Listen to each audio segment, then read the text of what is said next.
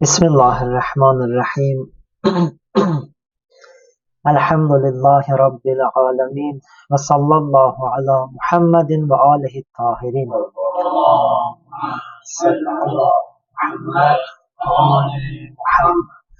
Rabbi şrahli sadri ve yessirli emri ve hlul ugdeten min lisani yefkahu kavli. Bismillahirrahmanirrahim. Kulu la ilahe illallah tuflihu.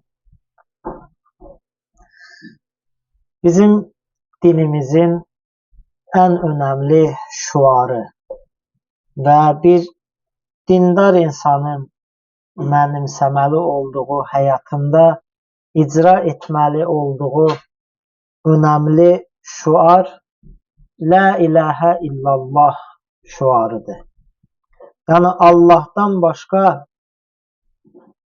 ibadete layık başka bir məbud yox. Hədəf yalnız Allah Təbarək və Teala olmalıdır. Nicat yolu yalnız budur. Baxın, bizim hər bir işdə meyarımız Allah olmalıdır.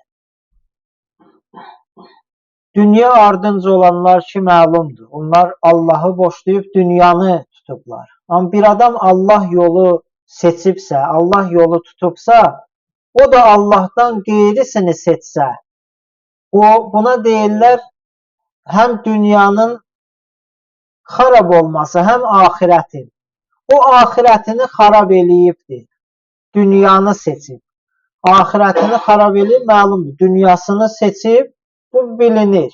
Amma bir adam dünyadan da keçirsə, axirət və dini üçündə din dediyi kimi əməl eləmirsə, bu artıq ən böyük zərərlərdəndir. İnsan düz yolu budur. Yəni düz yol budur ki, öz ağlınla, məntiqinlə Allah deyən kimi, İslam deyən kimi dünya deyil, Allahı hədəf seçər. Bu ilk addımdır, önəmli addımdır, vacib addımdır. Amma bütün işlərdə də meyarı gərək Allah ola. Kimisə sevir, Allaha görə sevər. Kiməsə məhəbbət bəsləyir, Allaha görə bəsləyə. Kiməsə nifrəti var, bu da yenə Allaha görə olsun. O Allahla düşməndir deyə mən ona nifrət edirəm. Meyarım Allahdır. Belə insan olur Allah pərəst, tövhid əhli.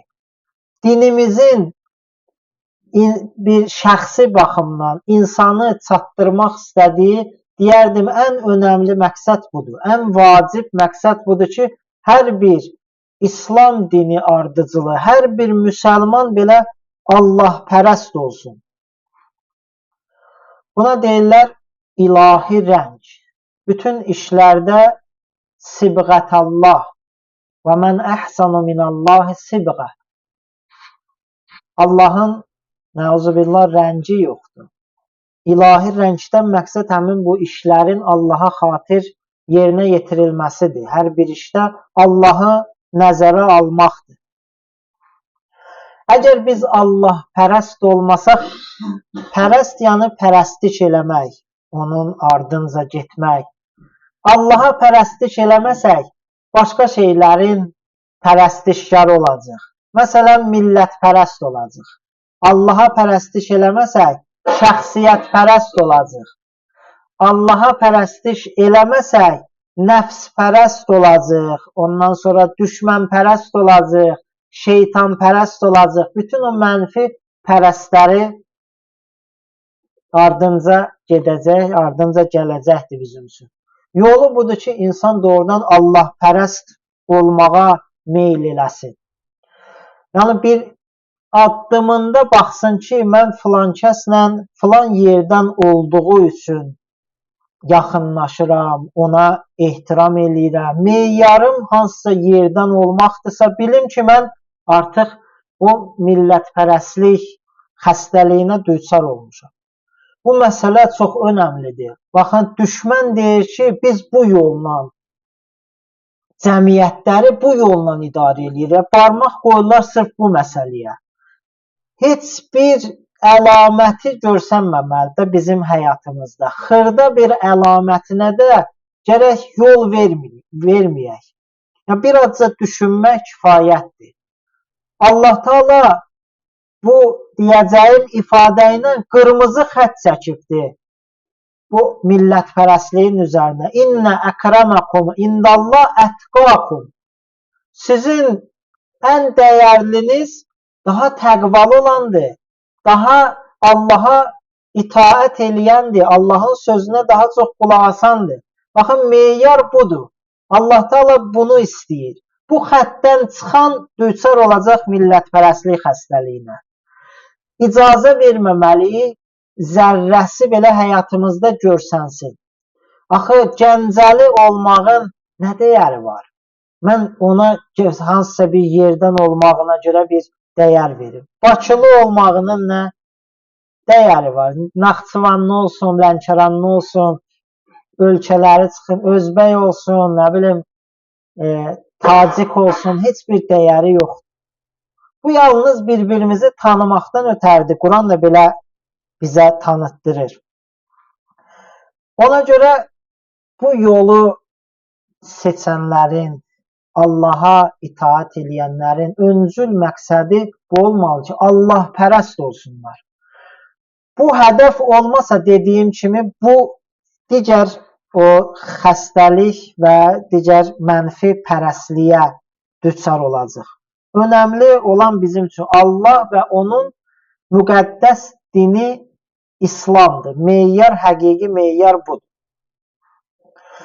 Bugün həqiqi Allahpərəst, haqpərəst, İslampərəst bir şəxsiyyət və onun böyük bir işi barədə danışmaq istəyirəm. Bu həmin böyük şəxsiyyət rəhmətli İmam Xomeyni və onun böyük işi olan İran İslam İnqilabıdır. Dünən idi, səhv eləməsəm, İran İslam İnqilabının 47-ci il dönümüydü. Baxın, bu hadisədə çoxsaylı ibrətlər var. İslami ibrətlər var. Və bu gün bu kimi ilahi günləri, Allah günlərini xatırlatmaq dinimizdə bizə sifariş olunur ki, bu günləri xatırladın və xatırlayın. İçində olan ilahi dəyərlərə görə, İslami dəyərlərə görə. Baxın, meyar həmişə bu olmalıdır. Bir günü xatırlayırsan, bir mərasimi keçirdisən, bir hər nə yerinə yet, bir bayrama mən baxım görüm, doğrudan Allah istəyir deyə mən ona dəyər verirəm. Ya istənilən bir adət-ənənə olsun, hər bir şeydə mən ümumi bir meyar verdim. Əgər Allaha görədirsə dəyərlidir, Allaha görə deyilsə, Allahın o istədiyi deyil bizdən. İmam Xomeyni barədə çox eşitmişsiniz. Mən bəzi məsələlərini işarə eləyəcəm o şəxsi xüsusiyyətlərindən. Amma bunu qeyd eləmək istəyirəm. İmam Xomeyninin gördüyü iş bütün peyğəmbərlərin, bütün imamların, bütün Rəbbani alimlərin hədəfi və arzusu olur. İslam hakimiyyətinin qurulması, İslam inqilabı bütün bu sadaladıqlarımın hədəfi və arzusu olur. Sadəcə İmam Xomeyninin dövründə belə bir şərait gerçəkləşib və Allah Teala belə bir şəxsiyyəti bu işin icrası üçün seçib. Peyğəmbərlərin göndərilməsində olan hədəflər barədə ayələri biz keçmiş məclislərdə oxumuşuq. Allah Teala peyğəmbərləri göndərib ki, liyəqumən-nəsu bil-qist. İnsanlar ədalət naminə qiyam eləsinlər. Ədalətli cəmiyyət qurmaq üçün qiyam eləsinlər. Peyğəmbərlərin göndərilməsinin hədəfi budur. İmam Xomeyni peyğəmbərlərin o hədəfini, arzusunu gerçəkləşdirən bir şəxsiyyətdir. Baxın, şəxsi xüsusiyyətləri barədə onun öz sözlərini xatırlayacağam, necə böyük bir şəxsiyyət olması məlum olacaq. Deməli, onun gördüyü bu böyük iş ilahi bir işdir. Baxın, bu işə insan niyə sevinməsin? Bir dənə bir Rəbbani alimin Allah üçün qiyam eləyib, Allah üçün bir Allahın qanunları əsasında icra edəcək bir hakimiyyət bərpa eləyib. Hakimiyyət qurub cəmiyyətin razılığı ilə qeyd eləyəcək. Bu cəmiyyətə daha çox ilahi rəng verən bunun həm də həm Allah tərəfindən icazəli olması, həm insanlar tərəfindən qəbul edilməsi. Bu işdə hər iki şərt var idi. Ona görə bu hadisəni bu şərtlərin olmasıyla yanaşı daha çox dəyərli eləyir. Dünyada baxın, bir çox inqilablar baş veribdir. Aradan gediblər, müsbət, mənfi təsirləri çox olub. Bu inqilab öz qalıcılığından bizə bunu öyrədir ki, gərək yanından ötəri keçməyək. 47 ildir davam eləyən, baş verən və indiyənə kimi davam eləyən, günü-gündən daha ilahi rəng alan və daha çox qüdrətlənən bir hadisə barədə gərək araşdıraq, ibrət alaq, həqiqətən dərs alaq. Yəni, belə bir cəmiyyətin, adam gərək özünə sual versin. Belə bir cəmiyyətin formalaşmasından kim narahat olar? Təbii ki, düşmən. Düşmən ki, narahatdır. Əlindən gələni eləyir ki, mənfi təbliğatlar aparsın. Mən bir müsəlman olaraq, bir şiə olaraq, mən gərək özümə sual verim, düşmənin narahatçılığı bəllidir. Mən niyə narahat olmalıyam buna qarşı? Baxın, bu hadisənin iki tərəfi var. Bir ilahi rəhbər, ilahi başçı, bu inqilaba başçılıq eləyən, bir də cəmiyyət. Nə tək cəmiyyət belə bir uğura nail ola bilərdi İmam Xomeynisiz. Nə də ki, İmam Xomeyni cəmiyyətsiz belə bir uğura nail ola bilərdi. Ona görə bu ilahi rəhbərlərin həmişə sözlərindən cəmiyyət, millət sözü əskik olmuyor. Bu inqilabın bir tərəfi mütləq cəmiyyətdir. Mən o cəmiyyətin bəzi xüsusiyyətlərini qeyd eləmək istəyirəm. Baxın, İmam Xomeyni onların vasitəsilə qiyam etdiyi cəmiyyət Allaha inanan, Allaha güvənən, Allaha təvəkkül eləyən, Allah onlar üçün önəmli olan bir cəmiyyət. Qısa mən bu xüsusiyyətləri işarə edirəm, vaxtımız azdır. Birinci budur ki, Allah pərəst idilər, o əvvəldə dediyim. Allah onlar üçün önəmli idi. İkinci xüsusiyyətləri zülmdən barışmırdılar. Ədalət ardınca olan cəmiyyətdir. Ölkəsinin, məmləkətinin sərvətini zalimların ixtiyarında olmasına razı olmurdular, götürmürdülər. Zülmə boyun əymirdilər. Belə bir qeyrətli cəmiyyət idi ki, İmam Xomeyni onlarla neynədi? İnqilab elədi. Qeyrət yalnız şəxsi zəmində deyil, bu da yaxşıdır. Qeyrət yalnız vətən naminə deyil, yaxşıdır bunlar. Bəzən dini məsələlərdə də insanların haqlarını müdafiə yolunda da insan qeyrətli olmalıdır, onu narahat eləməlidir. İmam Xomeyninin inqilab elədiyi o cəmiyyət də belə bir cəmiyyət idi. Zülmdən barışmamaq xüsusiyyəti var idi. Üçüncü qeyd elədiyim məsələ ilahi rəhbərə itaət ruhiyyəsi var idi cəmiyyətdə. Görürdülər, bilirdilər ki, onların öndəri, rəhbəri Allaha xatir yaşayandır, onları Allaha tərəf dəvət eləyəndir.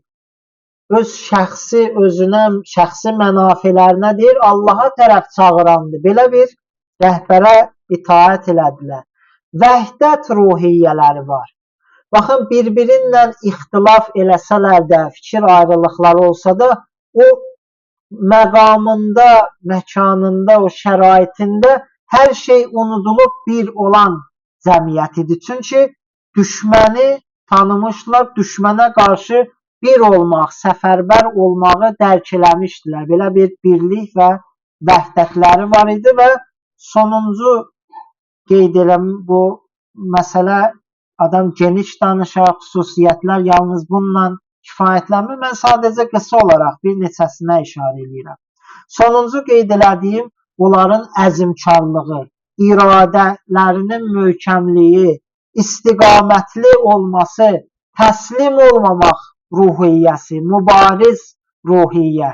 Qabaqlar mən qeyd eləmişəm, bu çox önəmli sözdür. Adam təslim olmaqla da əziyyətə düşür. Təslim olmaq, zülmü qəbul eləmək asan bir şey deyil. Onun üçün də nələrdənsə keçirsən, xərcləyirsən, əziyyətə düşürsən. Nə yaxşı olar ki, onu sən izzətli zəhmətə düşəsən, nəinki zilləti qəbul edib zəhmətə düşmək. Bir xüsusiyyət də bu cəmiyyətdə bu idi. İradə, istiqamət, təslim. Biz bu hadisədən olan ibrətləri istəyirik alaq. Hərə öz həddində gərək bu və bu kimi hadisələrdən dərs alsın, ibrət alsın. Bu cəmiyyətlə bağlı qeyd elədiyim məsələlərdən sonra bir Quran ayəsini xatırlatmaq istəyirəm. Rəd surəsinin 11-ci ayəsi. Allah Teala Quran-ı Kərimdə bəzi sünnələr bəyan edir. Yəni dəyişilməz qaydalar. Allah Teala bəyan edir ki, bu mənim sünnəmdir, bu mənim yolumdur, qaydamdır, bununla idarə edirəm mən. Bunları dərk eləmək çox önəmlidir. O sünnələrdən biri budur. Rəd surəsinin 11-ci ayəsi. Bismillahirrahmanirrahim. İnnallâhe la yugayyiru ma bi qavmin hatta yugayyiru ma bi anfusihim. Allah Teala heç bir dəstə üçün, heç bir qrup üçün, heç bir qövm üçün mövcud olanı, onlar özlərində olanı dəyişməyincə dəyişdirmir. Baxın, mənası, sadə mənası bundan ibarətdir. Bir insan dəyişilmək istəməsə, Allah onu dəyişməyəcək zorla. Bu həm insanın şəxsinə aiddir, həm bir cəmiyyətə aiddir. Cəmiyyət əgər dəyişilmək istəməsə, məsələn bir cəmiyyətə zalim hakim, başçı hakimdir, onunla barışırsa, onun belə bir başçılıq istəyirsə, elə də qalacaqdır. Yox, dəyişilmək istəyirsə, görürsə ki, bu onlara və millətə zülmdür və bu zalim hakimlə barışmaq istəməsələr, Allah Teala onların müqəddəratını dəyişəcəkdir. İstəməyincə heç nə olan deyil. Baxın, İran İslam inqilabı bu cəhətdən bizə ibrətdir ki, onlar dəyişmək istədilər. O qövm, o cəmiyyət barışmadı zülmdən, istəyirdi özlərində olanlar dəyişsinlər. Allah Teala da onların bu istəyinə görə, iradəsinə görə, istiqamətinə görə o mövcud şəraiti onlar üçün dəyişdi. Baxın, bu bir dənə doğrudan qələbədir. İmam Xomeyni rəhmətullah aleyhin gördüyü iş nəticəsində bir inqilab baş verdi. Bu bir qələbə baş verdi. Baxın, İmam Xomeyninin xüsusiyyətlərini sadalamayacağım bu gün. Elə bu sözlərini xatırladıram qələbə barədə. Sözlərindən onun necə sözümün əvvəlində qeyd elədiyi, necə Allahpərəst olduğu artıq başa düşüləcəkdir. İmam Xomeyni buyurur ki, məqsəd ilahi olsa, ardınca mütləq qələbə gətirəcək. Qələbənin şərti məqsədin ilahi olmasıdır. Sonra qələbə barəsində belə buyurur ki, qələbə odur ki, Allah Taalanın diqqətini cəlb eləsin. Nəinki hansısa bir ölkəni gedib götürəsən, qəsb eləyəsən, hansısa bir ölkəni ölçüyə yiyələnəsən. Bu qələbə deyil. Qələbə budur ki, Allahın razılığını, diqqətini qazanasan. Sonra qələbə barədə buyurur ki, bu barədə sözləri müxtəlifdir, çoxdur. Deyir, o zamana kimi ki biz haqq yolundayıq, biz qalibik. Hətta biz inqilab edə bilməsək də belə və hansısa bir o nailiyyətə çata bilməsək də belə zahiri olaraq. Əgər haqq yoldayıqsa, imanımız Allaha qorunub saxlanırsa biz qalibik. Ondan sonra baxın, bu kimi sözlərinə görə dəyərlidir bu günləri xatırlatmaq. Buyurur ki, o son qələbə budur ki, İslam və onun hökmləri İranın bütün bölgələrində cari olsun. Yalnız bu inqilabı eləmək deyil. İnqilabdan məqsəd İslamdır. İslam hər bir məntəqəyə cari olsun. Və bundan da üstün qələbə odur ki, bundan da üstün. Bu həmin İslamın hökmləri və İslam bütün aləmə sirayət eləsin. Dünyanın hər bir yerinə İslam hakim olsun. Əsl qələbə budur. Çünki İslam bəşəriyyətin nicat yoludur, səadət yoludur. Başqa bir sözü bundan ibarətdir. Mənim qardaşlarım, iman nə qədər ki imanınız var, nə qədər ki İslama riayət edirsiniz, İslamın hökmlərinə, bu xüsusiyyətə görə idi ki, biz qalib olduq. İran İslam inqilabı baş verdi.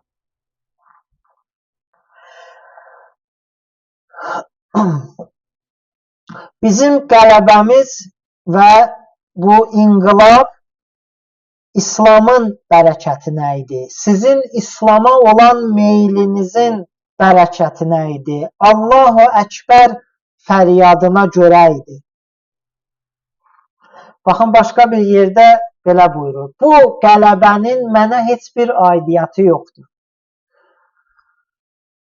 Mən kiçik bir tələbəyəm. Və bu qələbəni gərək mənə aid eləməyəsiniz. İmam Xomeyni'nin sözüdür. Hətta bundan daha üstündür. Bu qələbənin heç də millətə də aidiyyatı yoxdur. Bu qələbə Allaha aiddir. Baxın, bir insanın necə Allahpərəst olmağı sözlərindən bəllidir.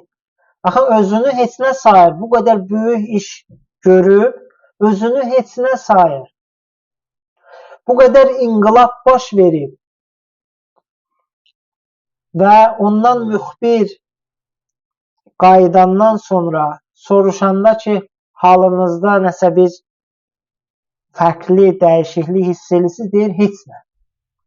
Heç bir dəyişiklik yoxdur. Bu, onun ruhunun, ruhiyyəsinin necə böyük olmasını göstərir. Biz yalnız vəzifəmizə əməl elədik. Allahdan görür bütün bunların hamısını. Və sonuncu onun sözü xatırladıram. Buyurur ki,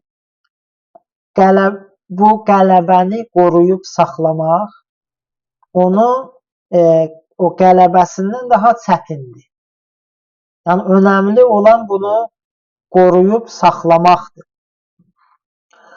Belə bir şəxsiyyətin, Allahpərəst bir şəxsiyyətin gördüyü o ilahi işi bayaq qeyd elədiyim kimi bir Allahın tövsiyəsi ki, buyurur, ilahi günləri, Allahın günlərini xatırladın.